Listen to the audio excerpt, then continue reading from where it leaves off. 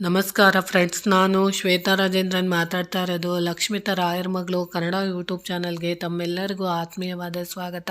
ಮುಂಜಾನೆಯ ಶುಭಾಶಯಗಳು ಸ್ನೇಹಿತರೆ. ನಾನಿವತ್ತು ವಿಶೇಷವಾಗಿ ನಿಮಗೆ ಮಂಗಳವಾರ ಬಂದು ಅಂಗಾರಕ ಸಂಕಷ್ಟ ಚತುರ್ಥಿ ಇರೋದ್ರಿಂದ ಪ್ರತಿಯೊಬ್ಬರು ಕೂಡ ವಿಶೇಷವಾಗಿ ಬಂದಿರೋವಂಥ ಈ ಅಂಗಾರಕ ಸಂಕಷ್ಟ ಚತುರ್ಥಿ ದಿನದಂದು ನೀವು ವಿಶೇಷವಾದ ಒಂದು ಪುಟ್ಟು ತಂತ್ರನ ನೀವು ಮಾಡ್ಕೊಳ್ಳೋದ್ರಿಂದ ಖಂಡಿತವಾಗ್ಲೂ ನಿಮಗೆ ಗಣಪತಿಯ ಅನುಗ್ರಹ ಖಂಡಿತವಾಗ್ಲೂ ಸಿಗುತ್ತೆ.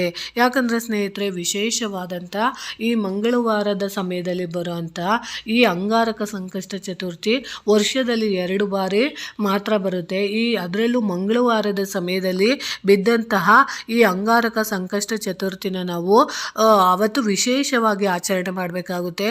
ಅದರಲ್ಲೂ ಏನಕ್ಕೆ ಅಂತ ಅಂದರೆ ಸ್ನೇಹಿತರೆ, ಅವತ್ತಿನ ದಿನ ನಾವು ಮಾಡುವಂತಹ ಯಾವುದೇ ಒಂದು ಅಂಗಾರಕ ಸಂಕಷ್ಟ ಚತುರ್ಥಿಗಳನ್ನ ನಾವು ಮಾಡೋದ್ರಿಂದ ಮಂಗಳಕರವಾದ ಶುಭ ಕಾರ್ಯಗಳು ಮನೆಯಲ್ಲಿ ನಡೀತಾ ಇಲ್ಲ ಅಂದಾಗ ದುಃಖ ಆಗಿರ್ಬೋದು, ಸಂಕಟ ಆಗಿರ್ಬೋದು, ಮದುವೆ ವಿಷಯದಲ್ಲಿ ವಿಳಂಬ ಆಗಿರ್ಬೋದು, ಸಂತಾನದ ವಿಷಯದಲ್ಲಿ ವಿಳಂಬ ಆಗ್ತಾ ಇರ್ಬೋದು, ಕೆಲಸ ಕಾರ್ಯಗಳಲ್ಲಿ ವಿಳಂಬ ಆಗ್ತಾ ಇರ್ಬೋದು, ಅಥವಾ ನಿಮ್ಮ ಮನೆಯಲ್ಲಿ ಯಾವುದೇ ಒಂದು ನಗು ಅನ್ನೋ ಕಾರ್ಯಕ್ರಮ ಆಗಿರ್ಬೋದು, ನಗು ಅನ್ನೋದು ನಿಮ್ಮ ಮನೆಯಲ್ಲಿ ಇಲ್ದಲೇ ಇರ್ಬೋದು. ಅಂದರೆ ಮಂಗಳ ಕಾರ್ಯಗಳು ಯಾವುದು ನೆರವೇರ್ತಾ ಇಲ್ಲ ಅಂತ ಬಯಸೋವಂಥವ್ರು ಖಂಡಿತವಾಗ್ಲೂ ಈ ಅಂಗಾರಕ ಸಂಕಷ್ಟ ಚತುರ್ಥಿನ ನೀವು ಆಚರಣೆ ಮಾಡಬೇಕಾಗುತ್ತೆ. ಅದರಲ್ಲೂ ಮುಖ್ಯವಾಗಿ ಮಂಗಳವಾರದ ದಿನ ಬಂದಿರೋದ್ರಿಂದ ಮಂಗಳ ದೋಷದಿಂದ ಬಳಲ್ತಾ ಇರೋರು, ಅಂದರೆ ನಿಮ್ಮ ಮನೆಯಲ್ಲಿ ಹೇಳಿದ್ನಲ್ಲ ಈ ಥರ ಸಮಸ್ಯೆಗಳಿರೋರು, ನೋವು ಇರೋರು, ಇದನ್ನು ನೀವು ಖಂಡಿತವಾಗ್ಲೂ ಆಚರಣೆ ಮಾಡಬೇಕಾಗುತ್ತೆ. ಕೆಲವೊಬ್ಬರು ನಿಮಗೆ ವ್ರತ ಪೂಜೆಗಳನ್ನ ಮಾಡೋಕ್ಕೆ ಸಮಯ ಇಲ್ಲ, ಉಪವಾಸ ಇರೋಕ್ಕೆ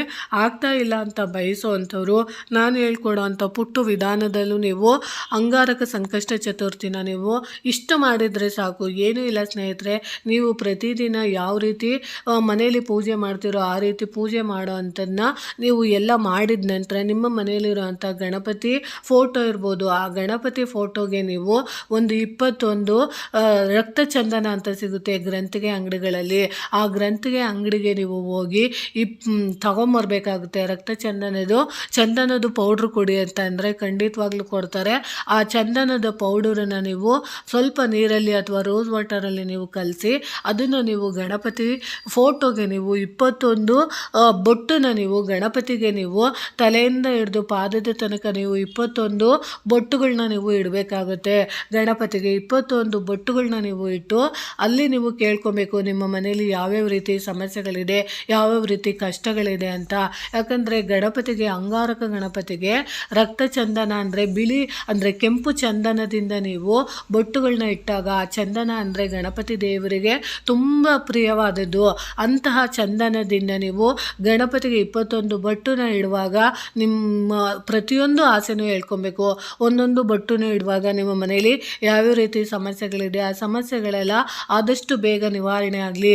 ಒಳ್ಳೆ ಉದ್ಯೋಗ ಸಿಗಬೇಕಾ, ಒಳ್ಳೆ ರೀತಿಯಲ್ಲಿ ಮದುವೆ ಆಗಬೇಕಾ, ಅಥವಾ ನಿಮಗೆ ಒಳ್ಳೆ ಸಂತಾನ ಆಗಬೇಕಾ, ಅಥವಾ ನಿಮ್ಮ ದಾಂಪತ್ಯದಲ್ಲಿ ಕಲಹ ಇದೆಯಾ, ಜಗಳ ಇದೆಯಾ, ಅಥವಾ ನಿಮ್ಮ ಕೆಲಸದಲ್ಲಿ ಪ್ರಮೋಷನ್ ಆಗಬೇಕಾ, ಅಥವಾ ಟ್ರಾನ್ಸ್ಫರ್ ಆಗಬೇಕಾ, ಅಥವಾ ನಿಮ್ಮ ಜೀವನದಲ್ಲಿ ನಿಮಗೆ ಯಾವುದು ಬೇಕು ಅಂತ ನಿಮಗೆ ಅನ್ನಿಸ್ತಿದೆಯೋ ಅದನ್ನು ನೀವು ಪ್ರತಿಯೊಂದನ್ನು ಮೊದಲಿಗೆ ನೀವು ಹಣೆಯ ಭಾಗಕ್ಕೆ ನೀವು ಗಂಧನ ನೀವು ಅಂದರೆ ಚಂದನನ ನೀವು ಹಣೆಯ ಬಾಗಿಗೆ ಇಟ್ಟು ಆಮೇಲೆ ನೀವು ಬಲಗಡೆ ಭುಜದಿಂದ ಪ್ರಾರಂಭ ಮಾಡಿ ಪಾದ ತನಕ ಎಲ್ಲಿ ಸಾಧ್ಯ ಆಗುತ್ತೋ ಅಲ್ಲಿ 21 ಬೊಟ್ಟುಗಳನ್ನ ನೀವು ಗಣೇಶನಿಗೆ ಇಟ್ಟು ತದನಂತರ ನೀವು ಎಕ್ಕದ 21 ಹೂವುಗಳಿಂದ ಅಂದರೆ ಬಿಳಿ ಎಕ್ಕದ ಹೂವುಗಳಿಂದ ನೀವು ಮಾಲೆನ ಮಾಡಿ ಅದನ್ನು ನೀವು ಗಣಪತಿ ಫೋಟೋಗೆ ಹಾಕಿ ಅದರ ಎದುರಿಗೆ ನೀವು ಎಳ್ಳಿನ ಉಂಡೆಗಳು ಅಂತ ಬರುತ್ತೆ.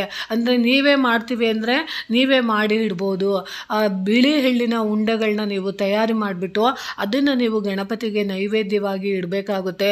ಅದರ ಜೊತೆಗೆ ವಿಶೇಷವಾಗಿ ನಿಮಗೆ ಗಣಪತಿ ಅನುಗ್ರಹ ಬೇಗ ಒಲಿಬೇಕು, ಗಣಪತಿ ನಮ್ಮ ಆಸೆಗಳನ್ನೆಲ್ಲ ಬೇಗ ನೆರವೇರಿಸಬೇಕು, ನಮ್ಮ ಮನೆಯಲ್ಲಿರುವಂಥ ವಿಘ್ನಗಳೆಲ್ಲ ನಿವಾರಣೆ ಆಗಬೇಕು, ನಮ್ಮ ಸರ್ವ ಸಂಕಷ್ಟಗಳೆಲ್ಲ ನಿವಾರಣೆ ಆಗಬೇಕು ಅಂತ ಬಯಸುವಂಥವ್ರು 21 ಗರಿಕೆನ ನೀವು ದೇವರಿಗೆ ಅಂದರೆ ಗಣಪತಿಗೆ ಪ್ರಾರ್ಥನೆ ಮಾಡಿ ಸಂಕಲ್ಪ ಸಹಿತವಾಗಿ ಪ್ರಾರ್ಥನೆ ಮಾಡಿ ಗಣಪತಿನ ಪ್ರಾರ್ಥನೆ ಮಾಡ್ಕೊಬೇಕು. ಕುಲದೇವರನ್ನ ನೀವು ಪ್ರಾರ್ಥನೆ ಮಾಡಿಕೊಂಡು ಇಷ್ಟ ದೇವರನ್ನ ನೀವು ಪ್ರಾರ್ಥನೆ ಮಾಡಿಕೊಂಡು ಅವತ್ತಿನ ದಿನ ನೀವು ಗಣಪತಿಗೆ 21 ಗರಿಕೆನ ನೀವು ಅದನ್ನು ಕಟ್ಟಿಬಿಟ್ಟು ದೇವರ ಫೋಟೋ ಮುಂದೆ ಇಟ್ಟು ನೀವು ಪ್ರಾರ್ಥನೆ ಮಾಡಿಕೊಂಡು ಅದನ್ನು ನೀವು ಕೇಳ್ಕೊಳ್ಳೋದ್ರಿಂದ ನಿಮ್ಮ ಇಷ್ಟಾರ್ಥಗಳು ಬೇಗ ನೆರವೇರುತ್ತೆ. ನಿಮಗೆ ಈ ರೀತಿ ನೀವು ಉಪವಾಸ ಮಾಡೋಕ್ಕಾಗಲಿಲ್ಲ ಅಂದ್ರೂ ನೀವು ಈ ರೀತಿ ಸರಳವಾಗಿ ಮಾಡ್ಕೊಬೋದು.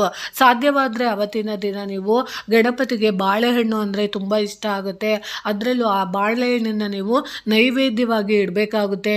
ವಿಶೇಷವಾಗಿ ತೆಂಗಿನಕಾಯಿ, ಬಾಳೆಹಣ್ಣು, ಹಣ್ಣುಗಳನ್ನ ನೀವು ನೈವೇದ್ಯವಾಗಿ ಇಟ್ಟು ನೀವು ಇಂತಹ ಎಳ್ಳಿನ ಉಂಡೆಗಳನ್ನ ನೀವು ಗಣೇಶನಿಗೆ ನೈವೇದ್ಯವಾಗಿ ಕೊಟ್ಟಂಥ ಸಂದರ್ಭದಲ್ಲಿ ಖಂಡಿತವಾಗ್ಲೂ ವಿಶೇಷವಾದ ಅನುಗ್ರಹ ಆಗುತ್ತೆ. ಅಕಸ್ಮಾತ್ ಫೋಟೋ ಇದ್ದರೆ ಫೋಟೋಗೆ 21ನ ನೀವು ಗಂಧನ ಲೇಪ ಮಾಡ್ಬೋದು. ಅಕಸ್ಮಾತ್ ವಿಗ್ರಹ ದೊಡ್ಡದಾಗಿದ್ದು ಆ ಗಣಪತಿಗೆ ನೀವು 21 ಬೊಟ್ಟುಗಳನ್ನ ಇಡ್ತೀನಿ ಅಂದರು ಅದನ್ನು ಸಹ ಇಡ್ಬೋದು. ಅಕಸ್ಮಾತ್ ನಿಮಗೆ ಇದೂ ಮಾಡೋಕ್ಕಾಗಲಿಲ್ಲ ಅಂತ ಅನ್ನೋರು ನೀವು ಎಲ್ಲಾದರೂ ನಿಮ್ಮ ಸುತ್ತಮುತ್ತ ಇರುವಂತಹ ಗಣಪತಿ ದೇವಸ್ಥಾನಗಳಿಗೆ ಅವತ್ತಿನ ದಿನ ಮಂಗಳವಾರದ ದಿನ ನೀವು ಹೋಗಿ ನಾನು ಹೇಳಿರೋಂಥ ವಸ್ತುಗಳನ್ನ ನೀವು ತಗೊಂಡೋಗಿ ಸಂಜೆ ಸಮಯದಲ್ಲಿ ಸಂಕಷ್ಟ ಚತುರ್ಥಿಗಳನ್ನ ಆಚರಣೆ ಮಾಡ್ತಾ ಇರ್ತಾರೆ. ಅಂಥ ಆಚರಣೆ ಮಾಡುವಂಥ ದೇವಸ್ಥಾನದ ಅಲ್ಲಿ ನೀವು ಹೋಗಿ ರಕ್ತಚಂದನದ ಪೌಡರು ಮತ್ತು ಗರಿಕೆ ಮತ್ತು ಬಿಳಿ ಎಕ್ಕದ ಹೂವಿನ ಹಾರ ಮತ್ತು ಬಿಳಿ ಎಳ್ಳಿನ ಉಂಡೆಗಳನ್ನ ನೀವು ಕೊಟ್ಟಿದ್ದೆ ಆದರೆ ಗರಿಕೆನ ನೀವು ಕೊಟ್ಟಿದ್ದೆ ಆದರೆ ಖಂಡಿತವಾಗ್ಲೂ ನಿಮ್ಮ ಇಷ್ಟಾರ್ಥಗಳು ನೆರವೇರುತ್ತೆ.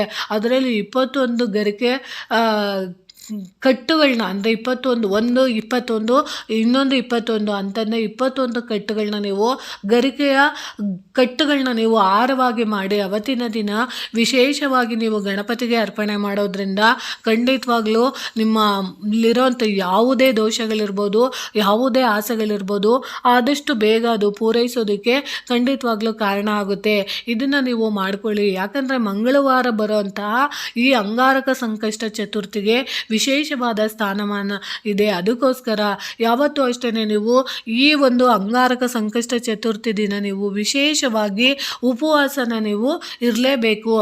ಅಂದರೆ ನೀವು ಉಪವಾಸ ಮಾಡ್ತೀನಿ ಅಂತ ಅನ್ನೋರಿಗೆ ಹೇಳ್ತಾ ಇದ್ದೀನಿ, ಉಪವಾಸ ಮಾಡೋ ಅಂಥವ್ರು ಬೆಳಗ್ಗೆಯಿಂದ ಸಂಜೆಯವರೆಗೂ ಚಂದ್ರನ ದರ್ಶನ ಆಗೋ ತನಕ ನೀರು ಸಹ ಕುಡಿಬಾರ್ದು ಅಂತ ಕೆಲವೊಂದು ಗ್ರಂಥಗಳಲ್ಲಿ ಹೇಳ್ತಾರೆ ಮತ್ತು ಕೆಲವೊಬ್ಬರು ಗುರುಗಳು ಸಹ ತಿಳಿಸಿದ್ದಾರೆ. ಅದಕ್ಕೋಸ್ಕರ ನಾನು ನಿಮ್ಗೆ ಅದನ್ನೆಲ್ಲ ಮಾಡೋಕ್ಕಾಗಲ್ಲ ಅಂತ ಅನ್ನೋರು ಈ ರೀತಿ ನೀವು ಸರಳವಾಗಿ ಕೂಡ ಮಾಡ್ಬೋದು. ಅದರ ಜೊತೆಗೆ ನೀವು ಅವತ್ತಿನ ದಿನ ಕಡಲೆಕಾಳನ್ನು ನೀವು ನೆನೆಸಿ ಅದನ್ನು ನೀವು ಹಾರವಾಗಿ ಮಾಡಿ ಅದನ್ನು ಸಹ 21ನ ನೀವು ನೆನೆಸ್ಬಿಟ್ಟು ಅದನ್ನು ಸಹ ತಗೊಂಡೋಗಿ ನೀವು ಅವತ್ತಿನ ದಿನ ನೀವು ಗಣಪತಿಗೆ ಅರ್ಪಣೆ ಮಾಡ್ಬೋದು. ಅಕಸ್ಮಾತ್ ನಿಮ್ಗೆ ಅದು ಸಾಧ್ಯ ಆಗಲಿಲ್ಲ ಅಂದರೆ ನಿಮ್ಮ ಮನೆಯ ಸುತ್ತಮುತ್ತ ಇರೋಂಥ ಹಸುಗೆ ನೀವು ಕಡಲೆಕಾಳನ್ನ ಮನೆಯಲ್ಲಿ ನೆನೆಸಿ ಆ ಕಡಲೆಕಾಳನ್ನ ನೀರನ್ನು ಬೇರ್ಪಡಿಸಿ ಅದಕ್ಕೆ ಸ್ವಲ್ಪ ಬೆಲ್ಲ ಹಾಕಿ ಸ್ವಲ್ಪ ಬಾಳೆಹಣ್ಣು ಹಾಕಿ ಅದರ ಜೊತೆಗೆ ಸ್ವಲ್ಪ ಜೇನುತುಪ್ಪನ ನೀವು ಬೆರೆಸಿ ವಿಶೇಷವಾಗಿ ಹಸುಗೆ ನೀವು ತಿನ್ನಿಸೋದ್ರಿಂದ ಖಂಡಿತವಾಗ್ಲೂ ಪುಣ್ಯ ಪ್ರಾಪ್ತಿ ಆಗುತ್ತೆ. ಯಾಕಂದರೆ ಹಸುವಿನ ಸೇವೆ ಯಾರು ಮಾಡ್ತಾ ಇರ್ತಾರೋ ಅಂಥವ್ರಿಗೆ ಎಂಥದ್ದೇ ಕಷ್ಟಗಳಿರಲಿ, ಎಂಥದ್ದೇ ನೋವುಗಳಿರಲಿ, ಏನೇ ನೋವು ಸಂಕಟಗಳು ಆಗ್ತಾ ಇದ್ರು ಅದೆಲ್ಲ ನಿವಾರಣೆ ಆಗೋದಕ್ಕೆ ಇದು ಖಂಡಿತವಾಗ್ಲೂ ಪೂರಕವಾಗಿ ಸಹಾಯ ಮಾಡುತ್ತೆ. ಯಾಕಂದರೆ ಗೋ ಸೇವೆನೇ ಸರ್ವಶ್ರೇಷ್ಠವಾದದ್ದು ಸೇವೆ ಅಂತ ಕೂಡ ಹೇಳ್ತಾರೆ. ಅವತ್ತಿನ ದಿನ ನಿಮಗೆ ವಿಶೇಷವಾಗಿ ಗಣಪತಿ ದೇವಸ್ಥಾನಗಳಲ್ಲಿ ನೀವು ಏನಾದರೂ ದಾನ ಮಾಡ್ತೀನಿ ಅಂತಂದರೆ ವಿಶೇಷವಾಗಿ ನೋಡಿ ಸ್ನೇಹಿತರೆ, ಯಾವುದೇ ಒಂದು ಪೂಜೆ ಪುನಸ್ಕಾರಕ್ಕಿಂತ ನಾವು ಮಾಡುವಂತಹ ಬಡವರಿಗೆ, ನಿರ್ಗತಿಕರಿಗೆ ನಾವು ಒಂದಷ್ಟು ದಾನ ಅಂತ ಕೊಟ್ಟಾಗ ಆ ದಾನದಲ್ಲಿ ನಾವು ಭಗವಂತ ಮೆಚ್ಚಿ ನಮ್ಮ ಆಸೆನ ಪೂರೈಸೋದಕ್ಕೆ ಸಹಾಯ ಮಾಡ್ತಾರೆ.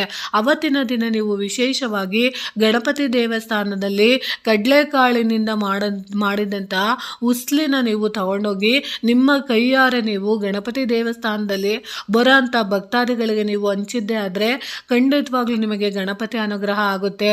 ಅದರ ಜೊತೆಯಾಗಿ ನೀವು ವಿಶೇಷವಾಗಿ ಅವತ್ತಿನ ದಿನ ಎಳ್ಳಿನಿಂದ ತಯಾರಿಸಿದಂತಹ ಉಂಡೆಗಳಿರ್ಬೋದು, ಅಂತಹ ಉಂಡೆಗಳನ್ನ ನೀವು ಅಲ್ಲಿ ಬರುವಂಥ ಭಕ್ತಾದಿಗಳಿಗೆ ನೀವು ದಾನವಾಗಿ ಕೊಟ್ಟಂತಹ ಸಂದರ್ಭದಲ್ಲಿ ಯಾವುದೇ ಒಂದು ಗ್ರಹ ಬಾಧೆಗಳಿಂದ ಬರ್ತಾ ಇರೋಂಥ ದೋಷಗಳಿರ್ಬೋದು, ಮಂಗಳ ದೋಷ ಇರ್ಬೋದು, ಅಂಗಾರಕ ದೋಷಗಳಿರ್ಬೋದು, ಕುಜ ದೋಷಗಳಿರ್ಬೋದು, ರಾಹುಕೇತುಗಳ ಸಮಸ್ಯೆ ಇರ್ಬೋದು, ಶನಿಯ ಸಮಸ್ಯೆಗಳಿರ್ಬೋದು, ಯಾವುದೇ ಒಂದು ಗ್ರಹಗತಿಗಳಿಂದ ಬರ್ತಿರೋ ಅಂತಹ ದೋಷಗಳಿಂದ ನಿಮಗೆ ಯಾವುದೇ ಶುಭ ಕಾರ್ಯಗಳು ಆಗ್ತಾ ಇಲ್ಲ ಅಂತನೋರು ಎಳ್ಳಿನ ಉಂಡೆಗಳನ್ನ ನೀವು ಬರೋಂಥ ಭಕ್ತಾದಿಗಳಿಗೆ ಸಾಮಾನ್ಯವಾಗಿ ಜಾಸ್ತಿ ಜನಕ್ಕೆ ನಿಮಗೆ ಕೊಡೋಕ್ಕಾಗಲಿಲ್ಲ ಅಂದರೂ 21 ಜನಕ್ಕೆ ನೀವು ಅವತ್ತಿನ ದಿನ ನೀವು ಹಂಚಿದ್ದೇ ಆದರೆ ಖಂಡಿತವಾಗ್ಲೂ ನಿಮ್ಮ ಇಷ್ಟಾರ್ಥಗಳು ನೆರವೇರುತ್ತೆ ಅಂತ ಹೇಳೋಕ್ಕೆ ಇಷ್ಟಪಡ್ತೀನಿ. ಅವತ್ತಿನ ದಿನ ವಿಶೇಷವಾಗಿ ಗಣಪತಿ ಅನುಗ್ರಹ ಬೇಕು ಅಂತ ಬಯಸುವಂಥವ್ರು ವಿಶೇಷವಾಗಿ ಅಡುಗೆ ನೈವೇದ್ಯಗಳನ್ನ ಮಾಡಿ ಅವತ್ತಿನ ದಿನ ನೀವೇ ನಿಮ್ಮ ಕೈಯಾರೆ ಸ್ವತಃ ಹಂಚೋದ್ರಿಂದ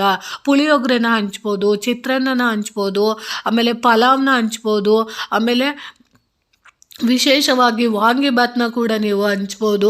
ಒಟ್ಟಿನಲ್ಲಿ ನೀವು ಅನ್ನ ಸೇವೆನ ನೀವು ಅವತ್ತಿನ ದಿನ ಅಂಗಾರಕ ಸಂಕಷ್ಟಿ ಪೂಜೆ ನಡೆದಿರಬೇಕು. ಪೂಜೆ ನಡೆದು ಅಲ್ಲಿ ಬಂದಿರೋಂಥ ಭಕ್ತಾದಿಗಳು ಬಂದು ಇನ್ನೇನು ಮನೆಗೆ ಪೂಜೆ ಮುಗಿಸ್ಕೊಂಡು ಹೋಗ್ತಾ ಇರೋವಂಥವ್ರಿಗೆ ನೀವು ಪ್ರಸಾದನ ಕೊಟ್ಟಾಗ ಅವರು ಪ್ರೀತಿಯಿಂದ ನಿಮಗೆ ಆಶೀರ್ವಾದ ಮಾಡ್ತಾರೆ. ಅಬ್ಬಾ ನಮಗೆ ಇಷ್ಟ ತನಕ ನಾವು ಪೂಜೆಯಲ್ಲಿ ಕೂತ್ಕೊಂಡಿದ್ದೋ, ಮನೆಗೆ ಹೋಗುವಾಗ ನಮಗೆ ತೃಪ್ತಿ ಆಗೋಷ್ಟು ಒಳ್ಳೆ ಪ್ರಸಾದ ಸಿಕ್ತು ಅಂತ ಅವ್ರು ಖುಷಿಯಾಗಿ ಅದನ್ನು ತಿಂದಾಗ ಅದರ ಆ ಹಾರೈಕೆ ಅವ್ರು ಮಾಡ್ತಿರೋಂಥ ಆ ಖುಷಿಯ ಕ್ಷಣಗಳು ನಿಮಗೆ ಒಳ್ಳೆ ಆಶೀರ್ವಾದವಾಗಿ ತಲುಪಿ ನಿಮ್ಮ ಆಸೆಗಳು ನೆರವೇರೋದಕ್ಕೆ ಇದು ಖಂಡಿತವಾಗ್ಲೂ ಸಹಾಯ ಮಾಡುತ್ತೆ. ಆ ಒಂದು ಉದ್ದೇಶಕ್ಕೋಸ್ಕರ ನಾವು ಪ್ರಸಾದನ ನಾವು ವಿತರಣೆ ಮಾಡಬೇಕು. ಯಾಕಂದರೆ ಸ್ನೇಹಿತರೆ, ಒಂದು ಗಣೇಶ ಪೂಜೆ ಮಾಡ್ತಾ ಇರಬೇಕು ಅಂದಾಗ ಮಿನಿಮಮ್ ಹೋಮ ಪೂಜೆ ಎಲ್ಲ ಸೇರಿ ಒಂದು 2 ಅವರ್ 3 ಅವರ್ ಆಗಿರುತ್ತೆ. ಮಕ್ಕಳು ಮರಿನ ಎಲ್ಲರೂ ಕರ್ಕೊಂಬಂದಿರ್ತಾರೆ. ಆ ಮಕ್ಕಳುಗಳಿಗೆ ನೀವು ಸಿಹಿನ ಹಂಚಾಗ ಅಥವಾ ಎಷ್ಟೊಂದು ಜನ ವಯಸ್ಸಾದಂಥವ್ರು ಬಂದಿರ್ತಾರೆ, ಮುತ್ತೈದೆಯರು ಬಂದಿರ್ತಾರೆ, ಅಂಥವ್ರಿಗೆ ಮತ್ತು ಯಾವುದೋ ಒಂದು ಕೆಲಸದ ಒತ್ತಡದಲ್ಲಿ ಇರೋವಂಥವ್ರು ಅವರು ಬಿಡು ಮಾಡಿಕೊಂಡು ಒಂದು ಗಣಪತಿ ಸೇವೆಗೆ ವಿಶೇಷವಾಗಿ ಬಂದಿರುವಂಥ ದಂಪತಿಗಳಿಗೆ ನಾವು ಅನ್ನದಾನ ಕೊಟ್ಟಾಗ ಖಂಡಿತವಾಗ್ಲೂ ಅದು ಖುಷಿಯಾಗಿ ನಮಗೆ ಅವರಿಂದ ಆಶೀರ್ವಾದ ಸಿಗುತ್ತೆ. ಯಾಕಂದರೆ ನಾವು ಯಾವುದು ಚಿನ್ನ ಬೆಳ್ಳಿ ಕೊಟ್ಟು ಅವರನ್ನು ತೃಪ್ತಿ ಮಾಡೋಕ್ಕಾಗೋದಿಲ್ಲ. ಆದರೆ ಹಸುವನ್ನು ನೀಗಿಸುವಂತಹ ಒಂದು ವಿಶೇಷವಾದ ಒಂದು ಊಟ ಅಂತ ಕೊಟ್ಟಾಗ ಅಥವಾ ಒಂದು ಪ್ರಸಾದ ಅಂತ ವಿತರಣೆ ಮಾಡಿದಾಗ ಅದು ನಮಗೆ ನಿಜವಾಗ್ಲೂ ಆಶೀರ್ವಾದದ ರೂಪದಲ್ಲಿ ನಮಗೆ ಖಂಡಿತವಾಗ್ಲೂ ಒಳ್ಳೆಯದಾಗುತ್ತೆ ಅನ್ನೋ ಉದ್ದೇಶದಿಂದ ನಾನು ತಿಳಿಸ್ತೀನಿ. ಯಾವತ್ತೂ ಅಷ್ಟೇ ಅನ್ನದಾನ ಮಾಡೋದು ಅದು ನಮಗೆ ದೇವರು ಕೊಟ್ಟಿರೋಂಥ ಒಂದು ಪುಣ್ಯದ ಕಾರ್ಯ ಅಂತ ನಾನು ನಿಮಗೆ ತಿಳಿಸ್ತಾ ಇದ್ದೀನಿ. ಸ್ನೇಹಿತರೆ, ನಿಮಗೆ ಇದರಲ್ಲಿ ಯಾವುದು ಅನುಕೂಲ ಆಗುತ್ತೋ, ಯಾವುದು ನಿಮಗೆ ಮಾಡಬೇಕು ಅನಿಸುತ್ತೋ, ಯಾವುದು ನಿಮಗೆ ಈಸಿ ಅನಿಸುತ್ತೋ ಅದನ್ನು ನೀವು ಖಂಡಿತವಾಗ್ಲೂ ಮಾಡ್ಕೊಳ್ಳಿ ಅಂತ ತಿಳಿಸ್ತಾ ಇದ್ದೀನಿ. ಸ್ನೇಹಿತರೆ, ಈ ಮಾಹಿತಿ ಇಷ್ಟ ಆಗಿದೆ ಅನ್ಕೊತೀನಿ. ಪ್ರೀತಿಯ ಧನ್ಯವಾದಗಳು ಸ್ನೇಹಿತರೆ.